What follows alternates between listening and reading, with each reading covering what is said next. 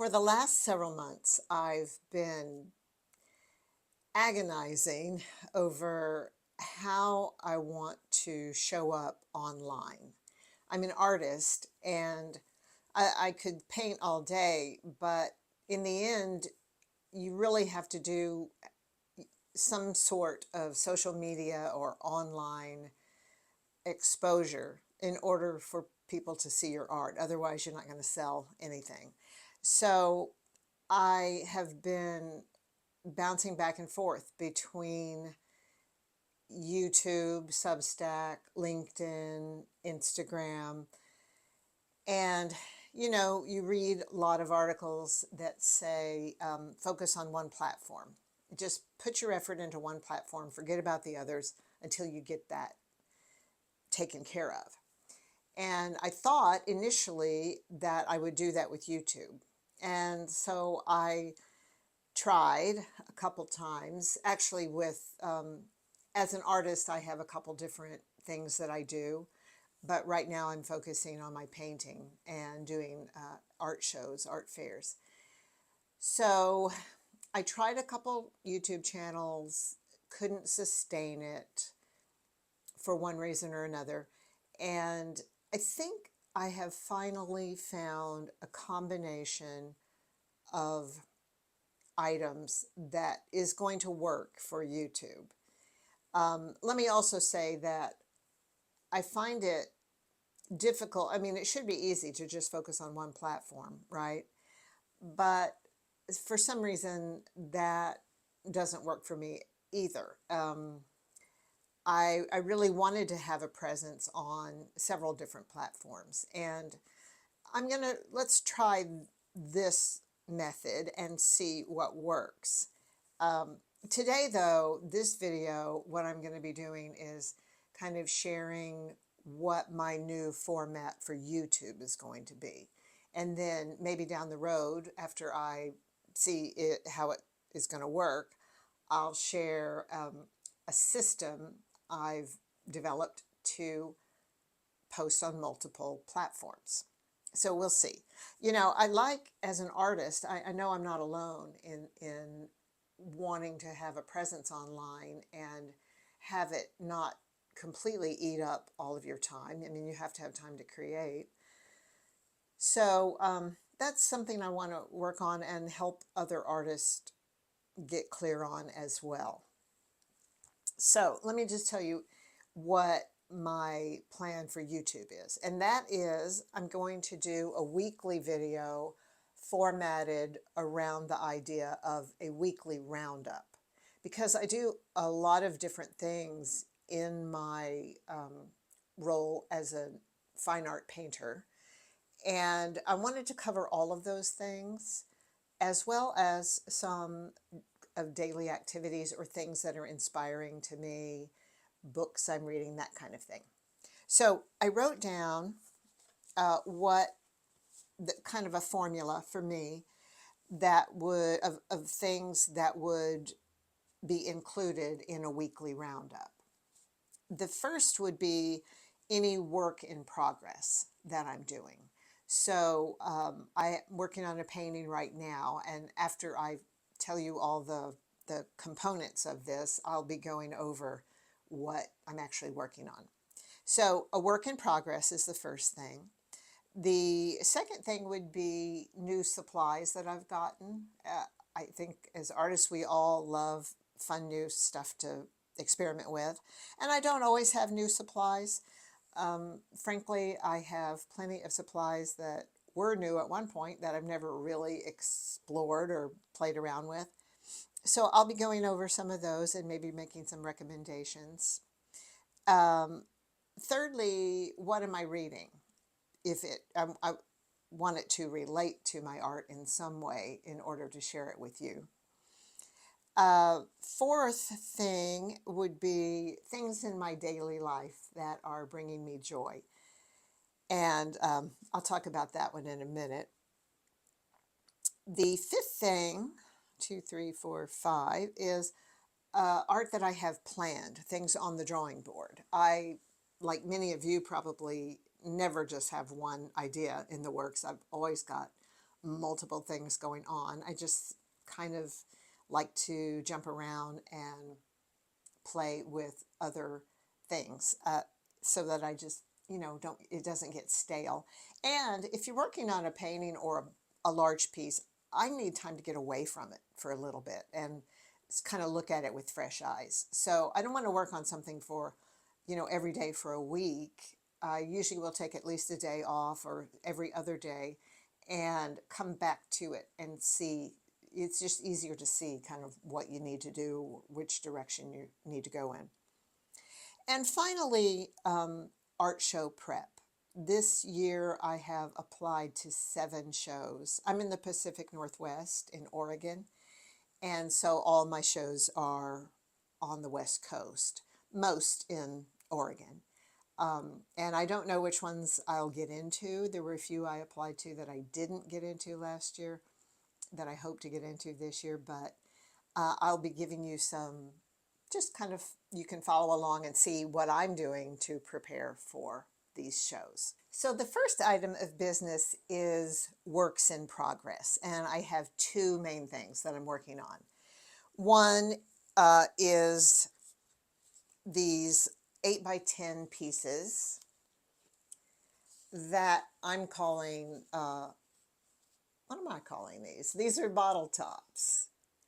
And this one is Bombay Sapphire. So I'm coming in from the top and focusing on the design or the writing that's on the cap. I realize that I really love, like a lot of people, I love typography. I love to see what is on the caps of the bottles. And they're not all lettering. Some of them have insignias and emblems and kind of cool things that you don't necessarily notice when you're pouring yourself a cocktail. But this is an example. What I do is I put down a coat of black gesso, couple coats of black gesso. It's really rich and thick and opaque. And I block out with Frisket the bottle, the actual shape of the bottle, so that the background of the bottle stays white. Because when you want to get a really pure, kind of a bright blue, yellow, green, whatever, to try to come back in over black wouldn't work very well. So, and then I put on a double layer of gloss varnish, and this one only has 1 layer so far. But, my idea for these was to, well, here's another one, by the way. So this is, see if the light, yeah. This one is Saint Germain elderflower liqueur. And it's a beautiful tall bottle with this very unique shape. And it's got a really cool kind of emblem on the top. This isn't finished yet. This one doesn't have the gloss finish on it. But my idea with these was for people who want to create like a gallery wall grouping, whether it's in your bar area or in your library or your hallway or whatever. I just thought it would look so cool. And I want them to look like these bright little pops of color, like jewel tones.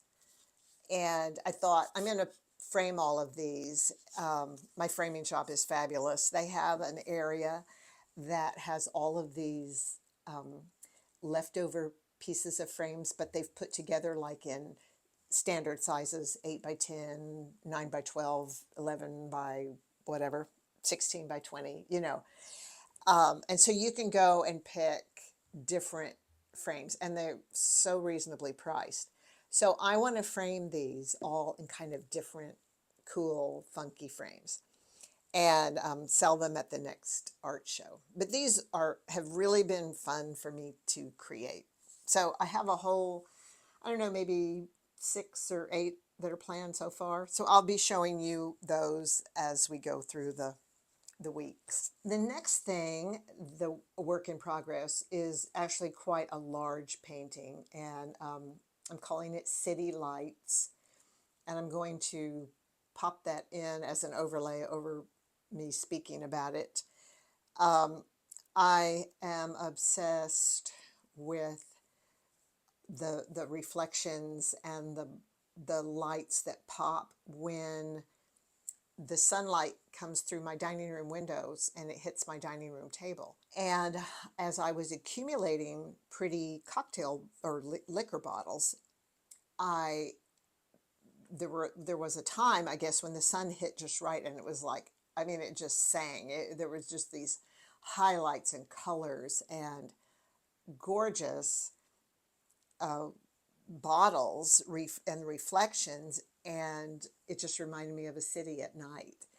And so I'm going to be riffing on that for a while, but the one that I'm starting with is called City Lights, and I think it's going to take me at least the rest of this month of February. We're at the 10th of February right now, to do this, because it's quite complex. There's a lot of different bottles, and so I want to take my time and do it well. Anyway, that's the large piece I'm working on. Oh, you know what? That should come in my planned category later in my daily roundup. But anyway, there you have it. That's what I'm planning to finish. What I have finished is I've done some colored pencil pieces. These are on a nice Bristol.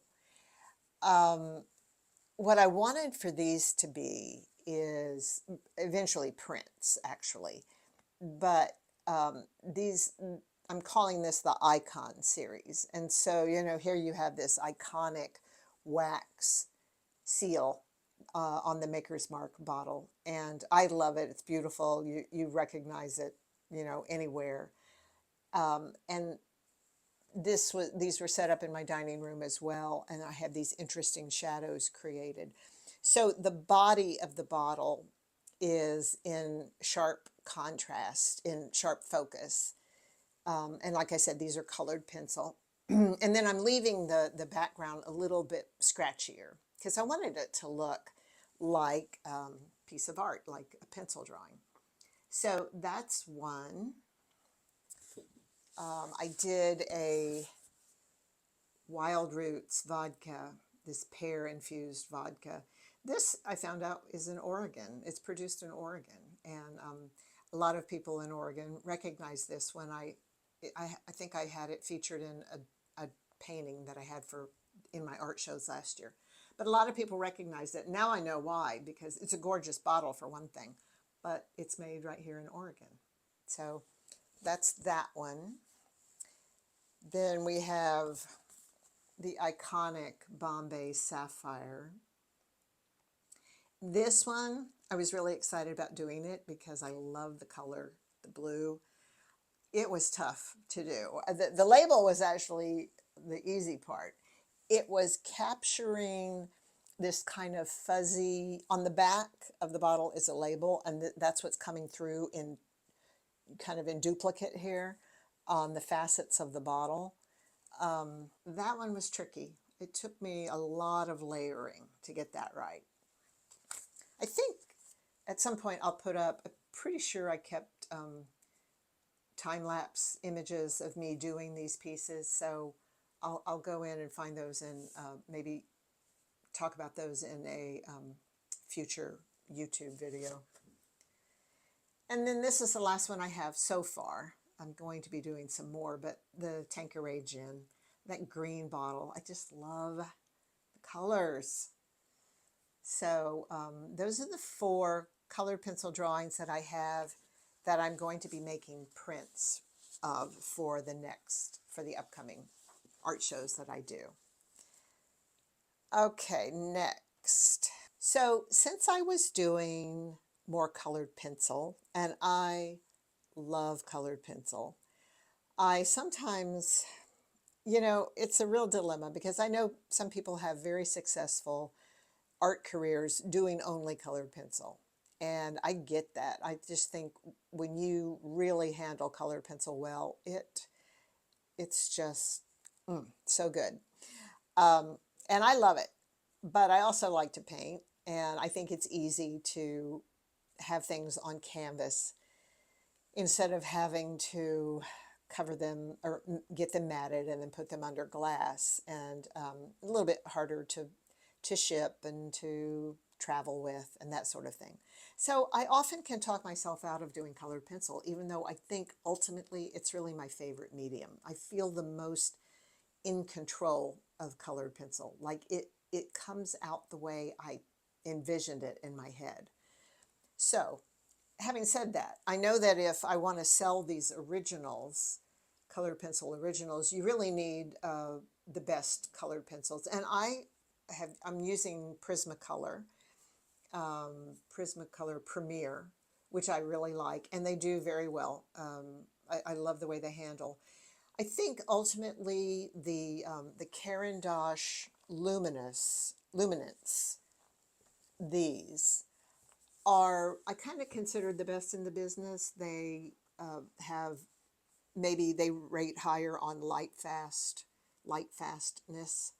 And so I wanted to experiment with these. I have a handful of Caran d'Ache pencils and I like them. They're really creamy and rich.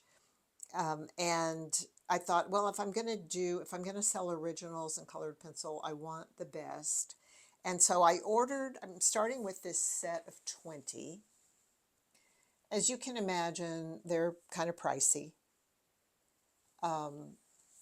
But I thought I'm going to start with a set of 20. I mean, they have sets of over 100 and they're like $300 plus. I don't know. They get pricey in a hurry. But the set of 20 is a good basic to start with. And then I think I will add individual colors as I see which ones I use the most. So you can see the range here. They have a nice feel to them. So I'll be experimenting with these for my next icon drawings. So that's my new supplies. Next, what am I reading?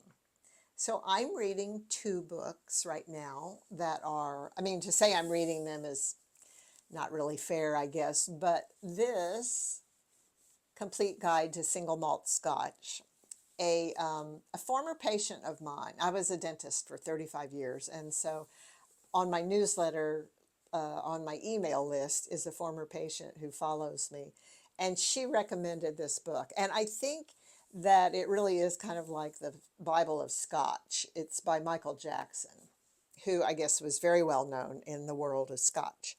I'm not a Scotch drinker per se, but at my last art show, I had a lot of conversations with customers, potential collectors who expressed a desire to see more whiskey and bourbon, Scotch, that kind of thing. And I love the idea. The bottles are gorgeous. So I thought, well, I'm going to learn a little bit more about it. So I'll have a sense of what people love about Scotch. This book is, it explains, I guess, how the single malt is made and what the terms mean. And then beyond that, it's a kind of this compendium of different scotches. And so it goes over. Of course, I'm looking at it going, oh my God, I need those bottles. There's so many amazing bottles in the category of Scotch. The other book I'm reading is How to Be a Better Drinker by Hannah Chamberlain. And we have the same last name, but I think she was kind of a TikTok, or is maybe a TikTok sensation. I found her on Instagram and I love it. She's kind of quirky, kind of retro-y. She has this retro vibe, but this is a fun little book, and she talks about cocktail etiquette, equipment, and then she has recipes for different cocktails, and some fun little illustrations. And I wish I'd known about her. I would have loved to have illustrated this book, but there's one that's hysterical. Oh, so here's an illustration of of a bunch of women and a couple guys pushing baby carriages, and in the middle is this woman pushing a bar cart. I thought that was clever. It's very cute. Anyway, so I'm kind of enjoying this, the 5 essential rules of dive bar etiquette, etc. So I'll be looking through that in the coming months. As for my daily life, I have a new fun, oh, it's not an obsession, but a new activity. And that is, I live in Eugene, Oregon, and we have lots of, we live on top of a hill in the woods, kind of. It's a lovely neighborhood. It's very Harry Potter feeling. And we have a lot of deer and wild turkeys and critters that walk around freely. So, and they're always looking for food. I try not to feed the deer. I know there are a lot of people here who feed the deer, and I mean they're gorgeous creatures, but they eat enough of my plants. I figure I don't need to encourage them any further. But what I have enjoyed doing is feeding the wild turkeys, and I have a little grouping of 3 gentlemen who hang out in my backyard most of the day, and they know to come in the morning, and I go out and I throw food out for them. And when they hear the door open or they hear my voice, they come running, and it's just the sweetest thing. I mean, their feathers are gorgeous. I love looking at them. God love them. They're just their heads and their neck. It isn't pretty, but to me, they look like dinosaurs. They've got that primitive, strange, quirky head, feet, body. But they're polite. They sit there and they wait. They're still a little skittish, although they do come when they hear my voice. And so I throw out corn and peanuts and seeds, and they just gobble it up. So they're my fun little bit of joy in the day that takes me away from goals and tasks and other things. And lastly, as for art show prep, like I said, I have a list of 7 shows I want to do. They're all in Oregon or Washington State. One I will be applying to is in La Jolla, California. My husband has a daughter in San Diego, so I thought, well, maybe we'll combine that. That's in October. And I don't know if I'll get in, but, and it's a little daunting just driving for a couple days down, to Southern California. But I really would like to do that show, and I think that my subject matter would appeal to an audience in La Jolla. So we'll see if I can get into that. But as I plan the show, I've started a list. It can sneak up on you. And besides just trying to produce a lot of work, should I get into all these shows, you have to kind of look at what your setup is going to be and start thinking about the things that you need to do. So for me, one is I need to order a new banner for my booth.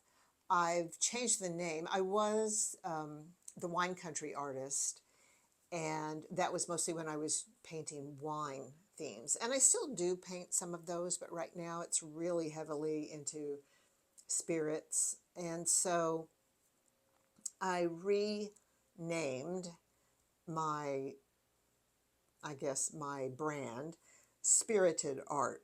It just has a fun ring to it. It kind of, well, it's, a double meaning of spirited, fun, lively, and spirits. So I need to order a new banner with that, with my logo and design on it. I need to get these images, my colored pencil images, to my print shop and just kind of see what's going to be involved with that. I know it's not cheap to do that, but I do want to offer reproductions, limited edition reproductions. And I have a shop here in Eugene that is the best. They do amazing work. The color matching is spot on. You cannot tell the difference. The other thing I want to work on, oh, I got a great idea from a fellow vendor at the last show I did. She was in the booth across the aisle from me, and she was amazing. She's a pro. But she had a notebook of all of her art set up in situ, however, and she just had it open on her table so that if she had walked away for a second, someone could come up, and if they didn't, if they were intrigued by what they saw on her booth walls, then they could look in her notebook and just see what else she has. And I thought it was a great idea, and a lot of people did look at it. So you have the information about the piece, the size of it, the price, and if she's sold it, she keeps it in there just so people can kind of see, just the full body of her work. So I need to add my newer pieces to this notebook and make sure I keep it up to date. That's kind of one of those things you can forget about until it's like a week before the show and you go, oh my God, I got to get all that done. So I'll be working on that. I'm thinking about having some I don't know, information about commissions. I might be, I'm still deciding on whether to offer commissions or not. I know that these icon pieces and the bottle tops kind of lend themselves to individual pieces, almost like portraits of maybe someone has a favorite whiskey or a favorite gin that they want a picture of that for their bar. And I would consider doing commissions of those. So I'm kind of need to work on my commission structure for that. I've done commissions before, but I want to do it specific to this body of work. I'm considering also a layaway plan, and I want to have information for that. And if you're an artist and you've done shows, you know the feeling of having a young couple or a young person come in your booth and fall in love with the painting. And you can tell they want it. They can't take their eyes off of it. And it just kills me that someone who wants to own original art walks away from something that they love. And I mean, that's the whole point of art in your house is you look at it and it makes you feel a certain way. And it has bothered me. I've had it happen many times, and it has always bothered me that I haven't been able to convince those young couples to take home a piece of original art. And I get it. Art is expensive, and not everyone can afford it at the moment.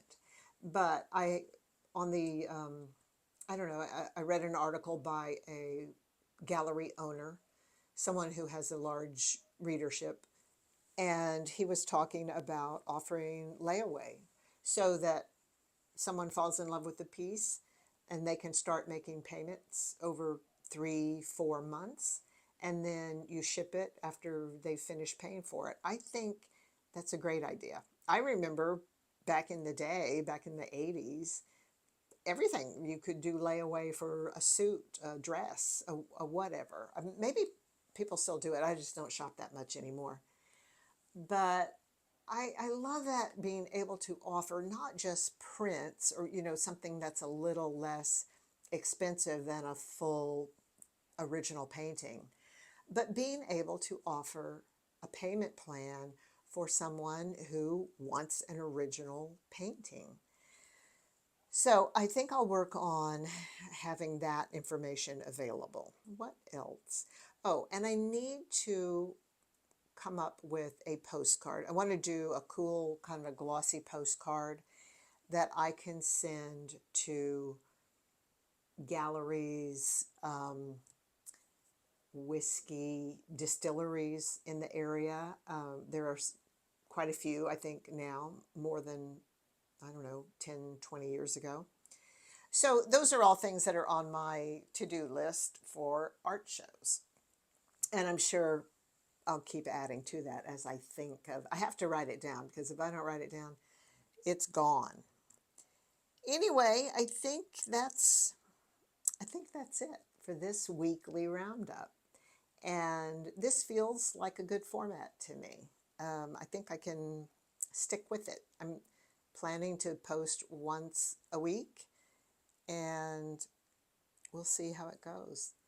Thanks for watching. I hope you got something out of it, and I look forward to seeing you next week.